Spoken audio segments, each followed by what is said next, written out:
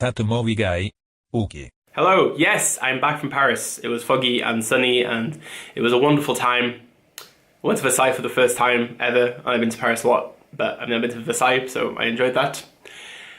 And yes, I went to see movies, as I promised. And first of all, obviously, we are going to talk about The House that Jack Built, probably one of my most anticipated films of 2018. Lars von Trier for me is one of the greatest art house auteurs that we have in the world right now. He has constantly challenged my mind, and he has damaged my mind even in some of his movies. He truly is a shock factor kind of director, but people, I think, sometimes over-exaggerate what he creates. The walkouts at Cannes for The House that Jack Built were inevitable. We expect this, just like with Gaspar Noé films, we just know there'll be walkouts.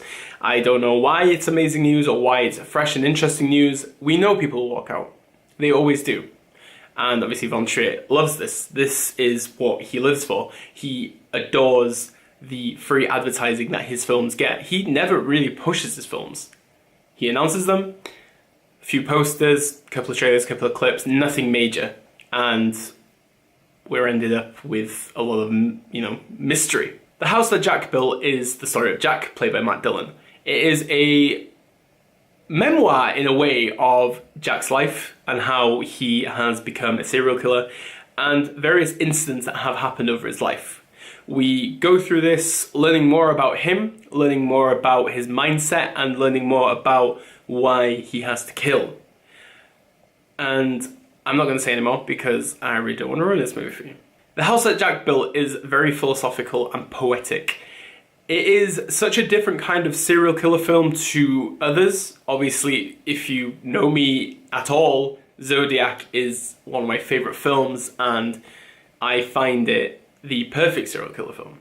But The House that Jack Built is such a different kind of beast.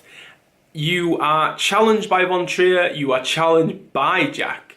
We are going through this journey where we are learning more about art and how murder is an art form. And von Trier is challenging us to think, whatever goes through our minds, can we really actually go out there and create something that twisted and dark that our mind has projected and actually do it? This is how I see and perceive from the film. And I really did think, wow, this is a lot more challenging than I expected. Some scenes, don't get me wrong, are spoon feeding you. You don't really get the full ambience of some of the sceneries, but most of the time you are thinking, okay, I can see what von Trier is trying to go for. He also just takes you on this journey without really pressuring you into liking Jack. You don't really see much humanity in him, and that is the perfect sign of a sociopath. From the beginning of the film, we understand that he has had dark tendencies all his life. We understand why he is going down this road and what really makes him tick. He changes quite a bit because at the beginning von Trier makes him an OCD sufferer, and obviously seeing him murdering somebody and then progressively cleaning the scene of the murder in a very minute detail way was very interesting. And von Trier just tackles us in this situation where we see this.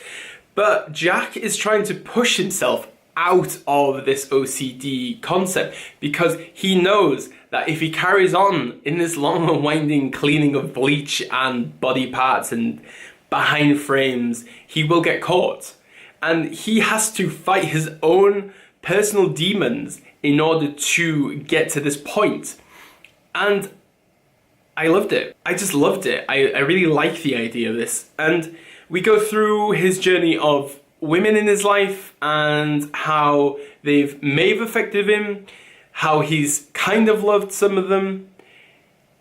It's a very episodic story of life, but the life of a serial killer. The shooting style of The House that Jack Built is of a guerrilla variety. It is very in-depth Von Trier. I think he kind of follows the same kind of style that we see in Nymphomaniac. I think with Melancholia it was a lot more calm, it was a lot more setting, but the camera does move a lot with Jack. It moves around the room a lot more. You are getting a lot of zooms, a lot of facial portraits, and you are really in his mind in some ways, and it's interesting to be a fly on the wall sometimes, but it's more than interesting to be in Dylan's eyes, because Dylan's eyes really tell a tale of this man. Through the whole film as well, we are actually having a conversation between Jack and Verge, who are Bruno Ganz and Matt Dillon, and they are just going back and forwards discussing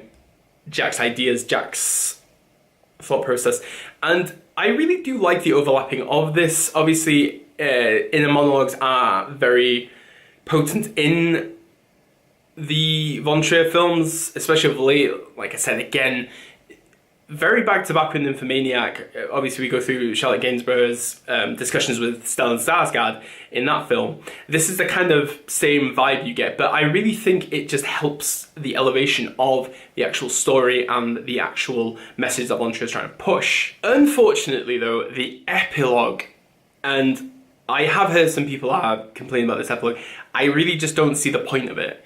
The ending of the film before the epilogue is great, and I really like the idea, because we know what is happening to Jack, we know where he's going. But this epilogue is just too grand noir, it's too operatic. It just takes us down this road that we know we're going, so what is the point? As an audience member that is going to see an art house film made by Lars von Trier, we know what is going to happen in the narrative, so what is the point of this epilogue?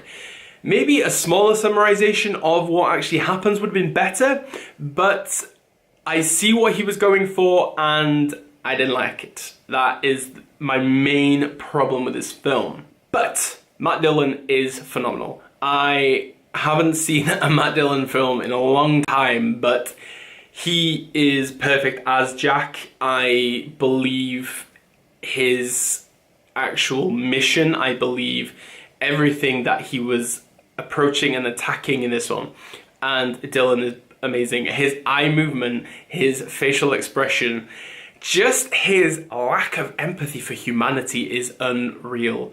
There are scenes when he sits in a mirror which I could watch over and over and over again, because it is pinpoint perfection from Dylan and from Von Trier.